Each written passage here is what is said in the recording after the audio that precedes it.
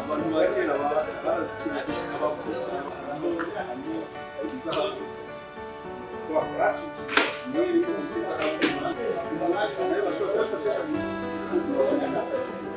umwigisha muri Kaminuza y'u Burundi mu gisata c'ubuhinga n'inyubako akaba n'umuhinga mu bijanye n'ubwoko bw'amabuye geology mu rurimi rw'igifaransa akaba kandi anaserukira ishirahamwe East Africa Drilling and Granite ikora amakaro n'ibindi byo gusasa hasi no kubibambazi Dr Pierre Claver Ngenzebuhoro mu kiyago twagiriraniye aratwereka ubwoko bw'amabuye bamaze gutora n'ubuhinga bigisha abanyeshure mu gutora amabuye y'agaciro n'ibindi biri muri yo.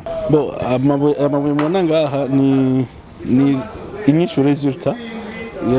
y'ubushakashatsi twagize haheze imyaka ishika kuri 6 aho amabuye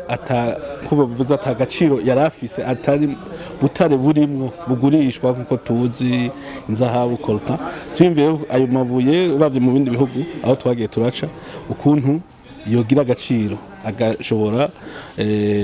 gusubirira amakaro durangura hanze amadevize hamayo twagira tugushikaho turonka ubwoko bushika 12 tumaze gutora tuzokoramo amakaro hama muri iyo amadeshe twitwa ko azoba asigaye muri ayo mabuye nayo tuzokoramo ibindi bizimbuse gato ni nkiri bita terazo mu vyigwa twigisha ni mu banyeshuri twarabigisha kuraba kumenya roshe yari yose ukuntu imeze hama turavye muri kahise k'ivyigwa vy'ubutare n'agataka bigisha cyane kura ni ikihe nzokuramo Inzahabu nzokuramo casterite nitwigira tubona ko hariho ibindi bizofasha mu nyubako ko nk'ibi bizofasha mu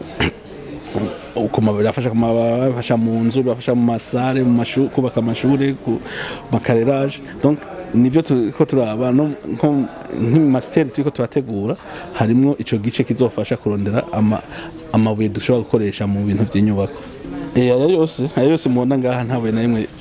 rivuye hanze ayo yose nayo mu Burundi mu bushakashatsi twagize twazungurutse Burundi bwose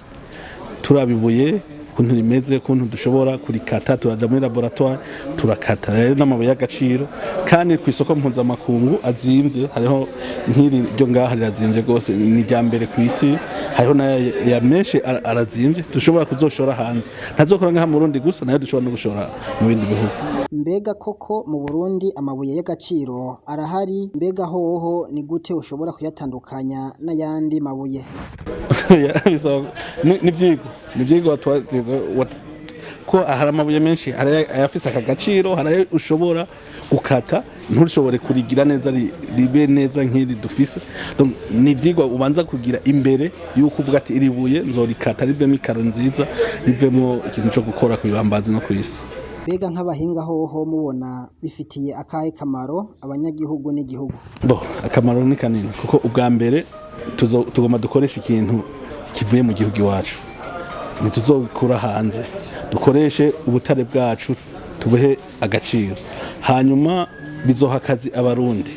baba abavyize n'abatavyize aho tukuye kariyere hose ni kuvuga ko abanyagihugu baho baronka akazi tuzoha ama taxe commune amakomine dukuramwe aya mabuye amakomine azoronka hanyuma igihugu turariha ama TVA tuzoriha ama impôt yose bija ku gihugu hama tugabanye ya madevize ahora aja kurangura amakaro ayo madevize ashobora gukora mu bindi mu kuja kurangura igitoro kuja kuzana imiti n'ibindi byankenerwa. Kuri ico nyene mu ntara ya Gitega hari kibanza muriko murategura neza na neza muri komine Makebuko kizokora iki kubera iki mwahisemwo kugishira imakebuko? Kibanza kiyacu Makebuko Makebuko niho tuzosha dushira izine ko twafashe Makebuko kubera iki ni hagati yaho dukura amabuye dufashe nka Bukirasazi tugafata Karusi Matongo za Mugamba donc hazoba ari hagati na hagati kandi hari avantage na chemin de fer izohaca ni hafi ya capitale politique nshasha ni naho mu minsi za tuzoba dutanguye kubaka duhakorera amakaro mu mwaka uza mu ntango y'umwaka uza tuzoba tumaze gutanga amakaro.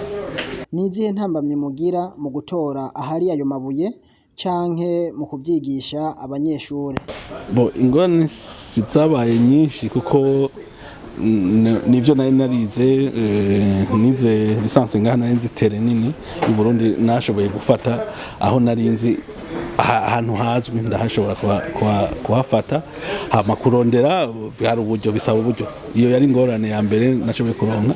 niho rero twaca dukereya societe kugira uburyo buboneka hama kuvyigisha